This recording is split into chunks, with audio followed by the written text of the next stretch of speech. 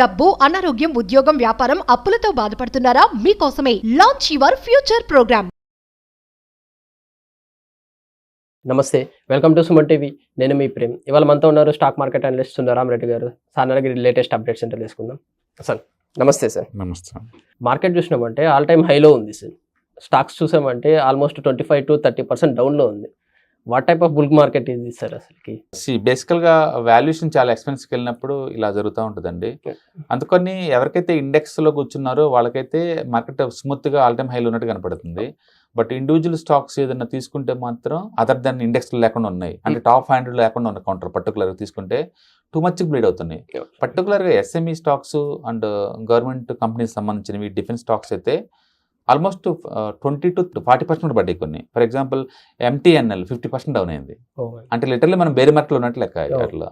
And Cochin ship yard 44% drop అయింది.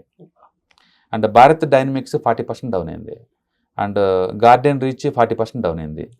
MTR technology 40% down అయింది. And ఇక్రాన్ 37%. Almost all railway stocks 30 to 40% పడ్డాయి. All railway stocks down. Yeah. And హార్డ్కో 35%, BEML 35% drop అయింది. And MMTC 33, IRFC 33, and Mazagon dock ship building 32%, IOB 32%, and Jammu and Kashmir bank 32, bank of India 31, STC 30, union bank 30, SAIL 28, and GMDC 28, CONCOR 26, and IREDA 26.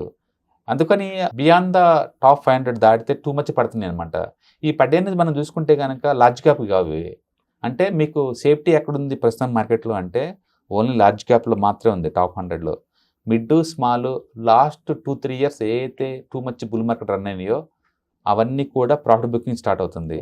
అందుకని పేరుకే market all time హైలో ఉంది. Individual portfolio చూస్తే కనుక అది all time హైలో కాదు కదా, కనీసం టాప్ నుంచి 10%, 20% కిందే ఉన్నాయన్నమాట. అందుకని ఎవరైనా స్టాక్స్లో కనుక ఇన్వెస్ట్ చేస్తే ఈ పెయిన్ చాలా సివియర్గా ఉంటుంది.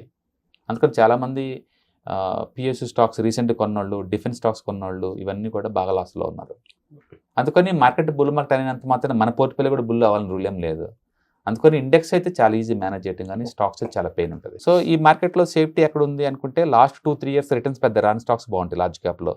లైక్ రిలయన్స్ ఈజ్ గుడ్ ఈ పాయింట్ ఆఫ్ టైంలో, HDFC, Kotak bank and Asian Paints ఇలాంటి వాటిలో సేఫ్టీ ఎక్కువ ఉంటుంది ఈ టైంలో. లాంగ్ టైం తీసుకున్నామంటే లాంగ్ టర్మ్ తీసుకున్నా షార్ట్ టర్మ్ తీసుకున్నా సేఫ్టీ అయితే వాటిలో ఉంటుంది. ఎందుకంటే గత 2-3 ఇయర్స్ రిటర్న్స్ పెద్దగా ఏం రాలేదు అవి. సో ప్రాఫిట్ బుకింగ్ జరిగే ఛాన్స్ లేదు. ఇవన్నీ మనం చెప్పుకున్న స్టాక్స్ అనేది టూ మచ్గా పెరిగినాయి అనమాట. అందుకని ప్రాఫిట్ బుకింగ్ స్టార్ట్ అయింది వీటిలో. అందుకని అండ్ లిటరల్లీ ఎంటైర్ మార్కెట్లో అచ్చం మనం చెప్పుకున్న చాలా ప్రామినెంట్ నేమ్స్ తక్కువ అంటే 25, ఎక్కువ అంటే 50% పడి అంటే ఊహించుకోండి. 50% అంటే అసలు చిన్న విషయం కాదు కదా సార్ అసలు. అందుకని మన యూజర్స్ నేను ఎప్పుడు ఈటీఎఫ్లో కూర్చోమని చెప్తాను. ఎందుకంటే safety first criteria, not remaining things. అందుకని ఇండివిజువల్ స్టాక్స్ ఈ టైప్ పెట్టుకోవడం అవసరం అంటే అంత అవసరం లేదు. Even sector specific mutual funds కూడా వద్దంటాను, డిఫెన్స్ ఫండ్స్ ఇలాంటి వాటిలో కూడా. అది ఎందుకంటే వాటిలో ఇన్ టైంలో బయటపడడం చాలా ఇంపార్టెంట్. థీమ్ ఎప్పుడు చాలా లూజ్గా ఉంటే హ్యాండిల్ చేయడం చాలా ఈజీ అవుతుంది అనమాట. అందుకని పేరుకి ఇప్పుడు బుల్ మార్కెట్ రన్ అవుతుందనే కానీ చాలా పోర్ట్ఫోలియోస్కి అండ్ పర్టికులర్గా గత 4 నెలల నుంచి బేర్ మార్కెట్లో రన్ అవుతున్నాయి మెజారిటీ పోర్ట్ఫోలియోస్కి, ఎక్సెప్ట్ లార్జ్ క్యాప్ ఉంటే తప్ప. బయట అయితే అసలు మార్కెట్ చాలా హైలో ఉందనేసి నేను అదే అంటుంది. ఇండెక్స్ మేనేజ్మెంట్ అంత బాగా చేస్తున్నారు ఇండెక్స్. నిన్న మార్కెట్ చూస్తే కనుక హెచ్డిఎఫ్సి బ్యాంక్ లిటరల్లీ 2% పెరిగింది అండ్ రిలయన్స్ 1.5% పెరిగింది. ఆ రెండు వెయిటేజ్ నిఫ్టీలో 25%. ఆ రెండు గట్టి పెరిగిందంటే నిఫ్టీ మొత్తం పెరిగిపోద్ది బయట. సో అందుకని ఇండెక్స్ వరకు వాళ్ళు మేనేజ్ చేస్తున్నారు. ఇండివిజువల్ స్టాక్స్ అయితే మాత్రం అదర్ దెన్ లార్జ్ క్యాప్ అంటే బ్లడ్ బాత్ నడుస్తుంది లోపల. అందుకని నిజంగా ఇది బుల్ మార్కెట్లో ఉన్నట్టు అనిపించారు జనాలకి, పోర్ట్ఫోలియో ఉన్న వాళ్ళందరికీ.